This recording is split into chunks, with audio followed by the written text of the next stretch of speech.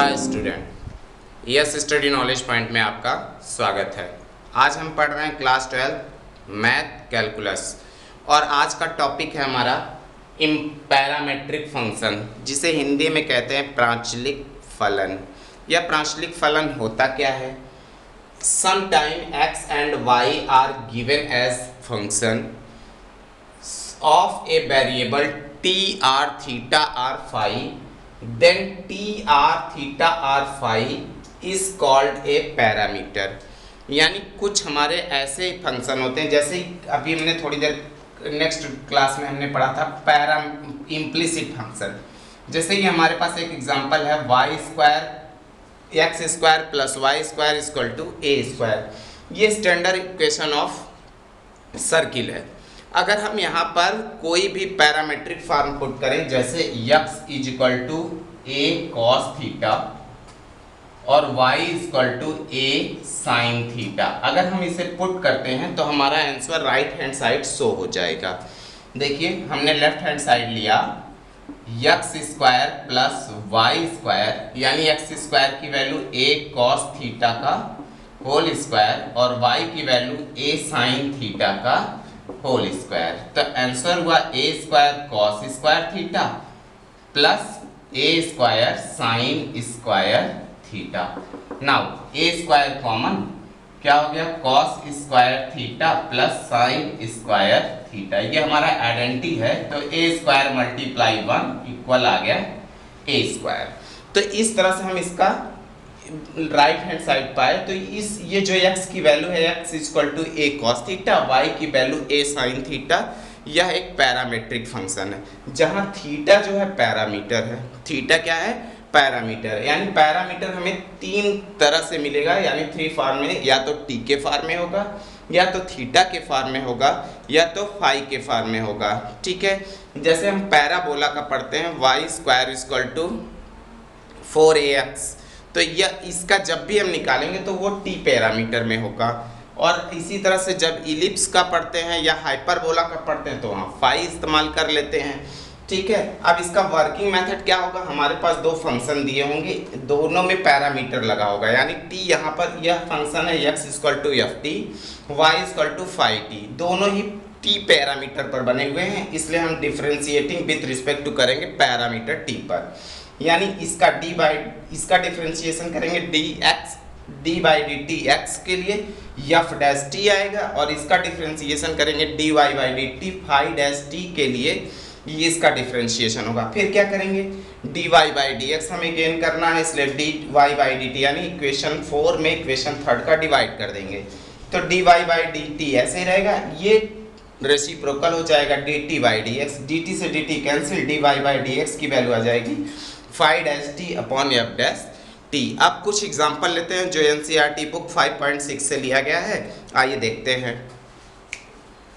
Students, ये हमारे screen पर दो क्या है पैरामेट्रिक फंक्शन के रूप में दो हमारे पास फंक्शन दिए गए। पहला फंक्शन है x equal to 2at square, y equal to at पे पावर 4। अब इसमें हमारे पास अगर पूछा जाए पैरामीटर क्या है, तो t is a parameter. t क्या है? t is a parameter. Parameter को बोलते हैं प्रांचल। तो t क्या है? प्रांचल है। तो हम लोग इसको मान लेंगे इक्वेशन फर्स्ट और इसको मान लेंगे इक्वेशन सेकेंड। अब क्या करेंगे? फर्स्ट एंड सेकेंड दोनों का डिफरेंशिएशन करेंगे with respect to t। Differentiating equation first and second with respect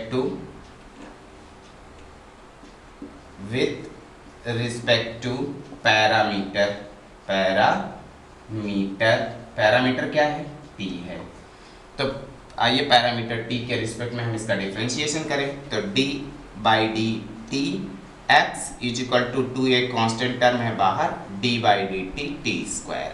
solve करेंगे तो dx अपॉन dt की वैल्यू आएगी 2a इंटू 2t।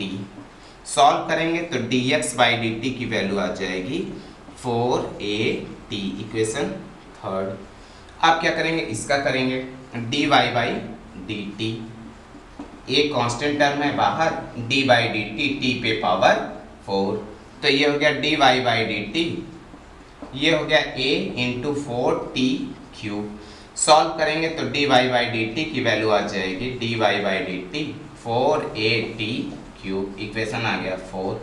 अब क्या करेंगे, थर्ड में 4 में थर्ड का डिवाइड कर देंगे, तो क्या हो जाएगा dy by d T, multiply करेंगे तो इसका रेसिप्रोकल हो जाएगा, यहाँ होगा dx बाई डी टी, तो इसका हो जाएगा dt बाई dx, क्या हो जाएगा 4at cube upon 4at, 4a से 4a कैंसिल हो गया, एक t से t कैंसिल हो गया, तो यहाँ dt से dt कैंसिल हो गया, तो dy बाई dx की वैल्यू आ गई dx is equal to t square. ये हमारा आंसर हो गया।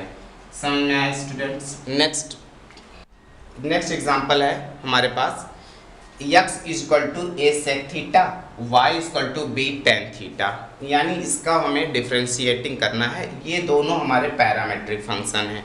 क्यों पैरामेट्रिक है? क्योंकि ये sec थीटा पैरामीटर है और इसमें भी थीटा पैरामीटर, यानी दोनों ही फंक्शन में हमारे पास theta is a parameter. Theta क्या है?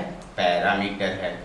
आइए अब हम डिफ्रेंशिएटिंग करेंगे, इसको इक्वेशन फर्स्ट और इसको इक्वेशन सेकंड डिनोट करेंगे।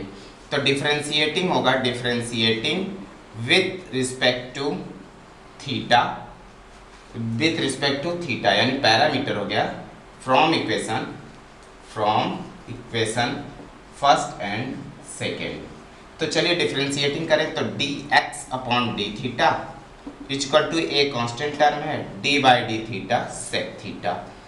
अब ये हो गया dx upon d theta, a d by d theta sec theta का होगा sec theta into tan theta, d by d theta sec theta का होगा sec theta into tan theta. ये इक्वेशन बन गया थर्ड। अब आइए इसका डिफ्रेंशिएशन करें, dy by d theta, b constant term है, d by d theta tan theta. अब क्या होगा dy बाई डी थीटा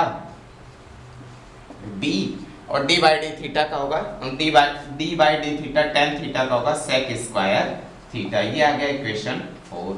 अब डिवाइड किससे करेंगे? Divide equation fourth and third, तो ये हो जाएगा dy by d theta, multiply करेंगे तो इसका reciprocal d theta by dx is equal to हो जाएगा b sec square theta upon a sec theta into tan theta.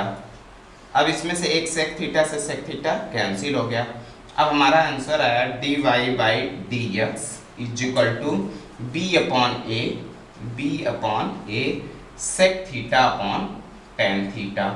Sine cos में अगर हम इसे तोड़ते हैं तो dy by dx is equal to हो जाएगा b upon a, sec theta का होगा 1 अपॉन कॉस थीटा, और ये टेन थीटा कॉट में बदलेगा तो कॉट थीटा का होगा cos theta upon sine theta. अब यहाँ क्या होगा, कॉस से कॉस कैंसिल हो गया, 1 अपॉन साइन थीटा को बोलेंगे कॉसेक थीटा, यानी dy by dx is equal to b upon a cosec theta, यानी 1 अपॉन साइन को हम क्या लिखे? Cosec theta. इस तरह से स्टूडेंट्स आज हम लोगों ने पैरामेट्रिक फंक्शन पढ़ा और पैरामेट्रिक फंक्शन को कैसे डिफरेंशिएशन करते हैं उसको पढ़ा, इस एग्जाम्पल को देखा। इस तरह से हम एनसीईआरटी बुक का 5.6 के नेक्स्ट सभी प्रॉब्लम्स को हम लोग पैरामेट्रिक फंक्शन के थ्रू डिफरेंशिएट करेंगे। ठीक है, इसी के साथ आज का टॉपिक समाप्त हुआ। Have a nice day.